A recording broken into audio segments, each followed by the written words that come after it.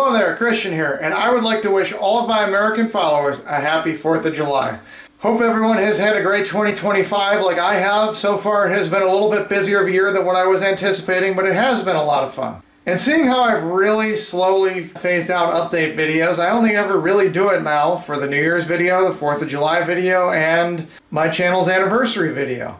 Let's recap the past year now so far. 2025 has been great. The year kicked off at the Reading in Northern for my first mainline steam event in snow and ice. The 2102 put on one of its best shows yet, and that was one of my top 2 favorite chases with the 2102. I'll get to that in a moment. Earlier this year in February, the SS United States was towed away from its home in Philadelphia.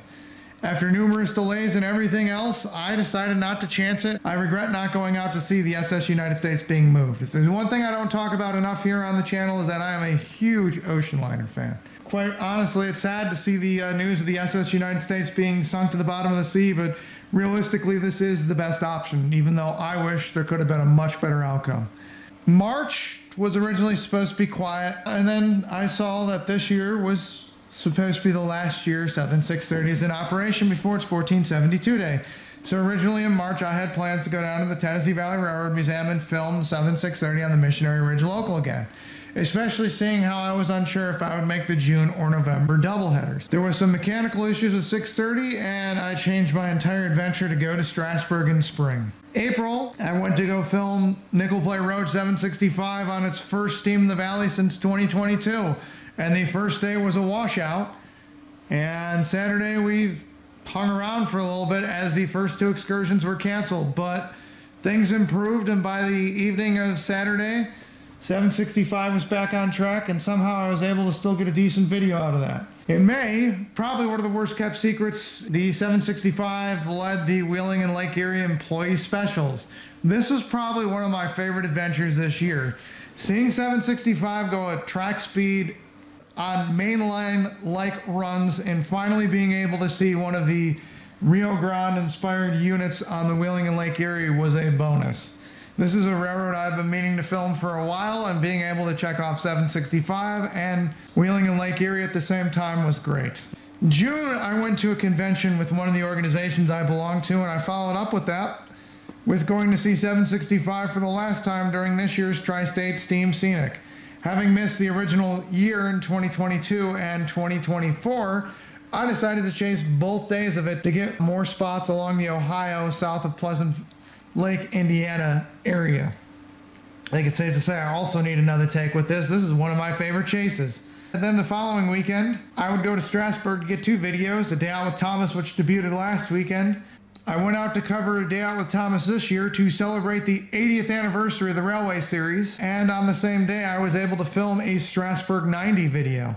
90 did a test run the day before I went to Strasburg, and 90 returned to service a few weeks after my chase of 89. And it was so great seeing 90 back, and I think 90 has not looked this good in a long time. I think that 90's paint looks great on the locomotive. And lastly, I saw the 2102 again on my favorite chase with the locomotive, the Tunkhannock Iron Horse Rambles, which last year I sadly missed, and I really had no excuse to miss it last year, but this year I was able to catch 2102 going to Tunkhannock, and I finally got the river shot I've always wanted to see. And that so far is the recap of this year. As we look forward to the next 6 months of 2025, I'm just awaiting on schedules to be released. The Belvedere Group in New Jersey is promising that 142 is going to be back this year, and Laro Photography also has a 142 photo charter date listed on their website. In a few weeks, I'm going to be heading back to Denver to chase the Union Pacific 4014 Big Boy on its excursion this year, which is a small excursion, but I've always wanted to film the 4014 on the line between Cheyenne and Denver. I am also hoping to get 2 days at the Georgetown Loop Railroad and rail fan around the Denver-Cheyenne area.